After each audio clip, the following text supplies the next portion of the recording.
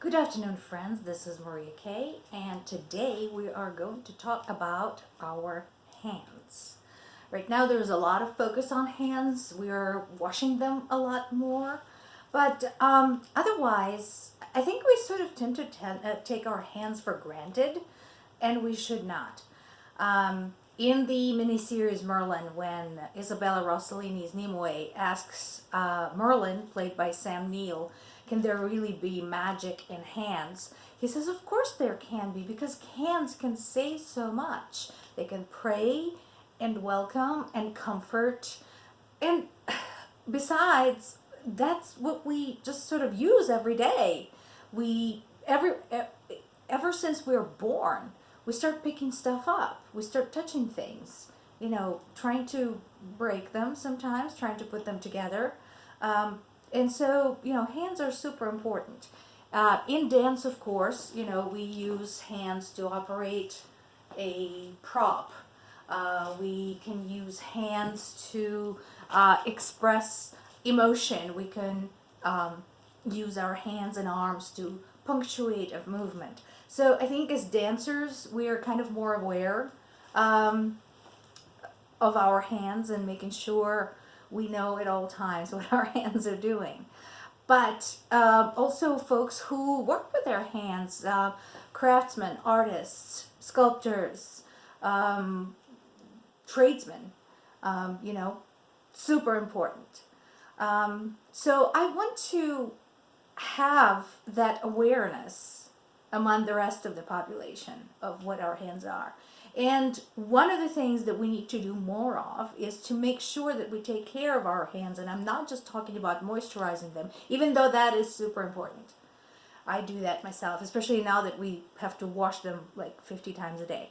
So let's talk about hands. First things first, I want to share something that I learned when I was training in the martial arts, and that is how to do wrist stretches.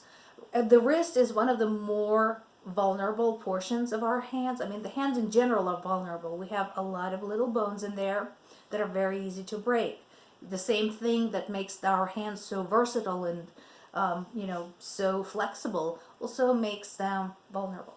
And so wrist stretches, like I said, this is something I learned as a martial artist, and I found them very useful just in general. I do these pretty much every day, and I try to remember to do them especially when I have to sit in front of the computer a lot and do data entry where I'm clicking my mouse and stuff like that.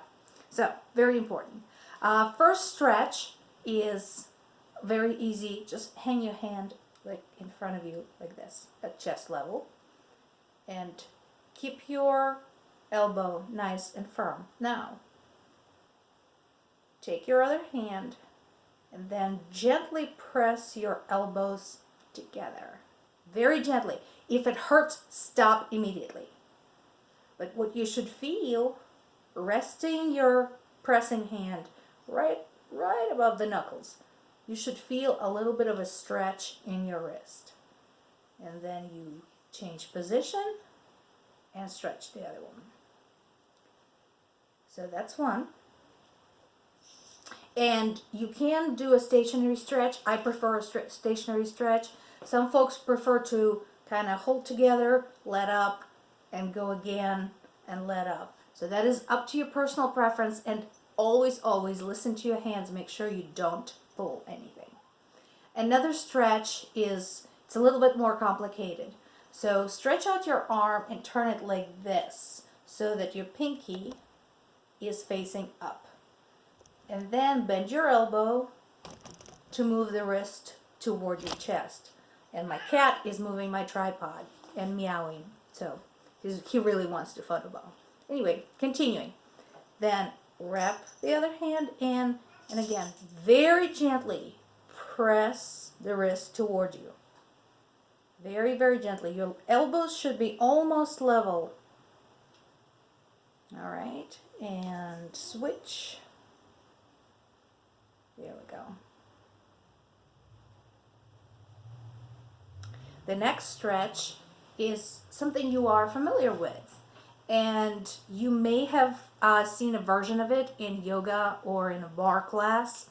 And that is a basic, very basic stretch where you just flip your wrist like this and then gently press on your fingers. Again, do not yank, do not push, do not shove. This is important. It has to be nice and slow.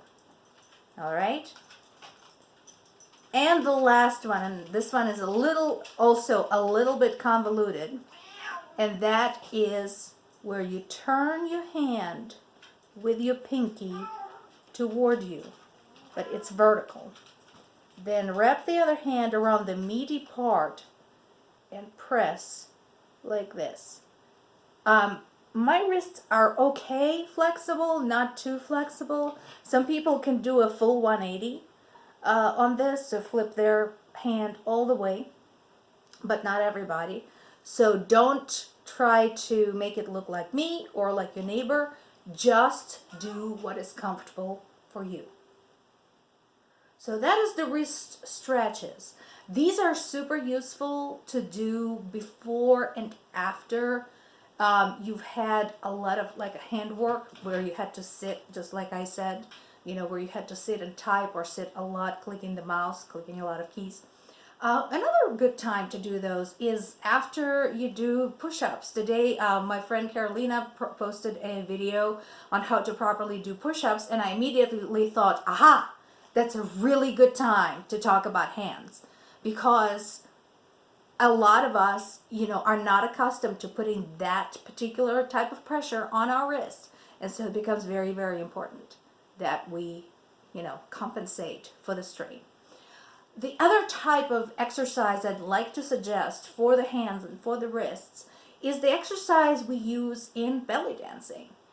I am not saying that you should immediately start buying hip scarves and harem pants and stuff, although those are pretty fabulous. I love that stuff. But you can borrow from belly dancing just to exercise your hands, just to keep your hands healthy. One is a basic wrist rotation. So usually what we do is we start above the head, pick your direction, and then just for additional fun, start moving one hand around like this, and then we change the direction and do the other hand. Just like so, nice and easy. And when you do these, do them with intent. Cat, stop moving the tripod. Do them with intent, because, it's a lot more effective when you work with your hands, with any exercise. Move, Katie. There you go. When you can kind of energize the body part that you're exercising. So make sure, don't do this. Don't do this. Make sure you move them with intention. Another one, and I learned this actually in a video when I was struggling to learn snake arms. So the snake arms are these very beautiful, kind of flowing movements, kind of very seductive in belly dance. And there's several ways to do them. There's ways to do them in the front, to the side, above you. There's ways to change direction and so on. But one particular instructor in a belly dance video said, consider extending your snake arms by involving the wrist. And so what she meant is doing this. So not just shoulder, elbow, wrist, but from the wrist, knuckles, fingertips. And so this is a really, really good wrist exercise that kind of lets you feel your hand in its entirety. And so the way it works is wrist goes up, then knuckles go up, fingertips go up. Then wrist goes down, knuckles go down, fingertips go down. And so you have this nice wavy motion, and you don't have to do a whole arm, although you can. But this allows you to really kind of exercise and stretch your hands, because it involves the whole entire hand.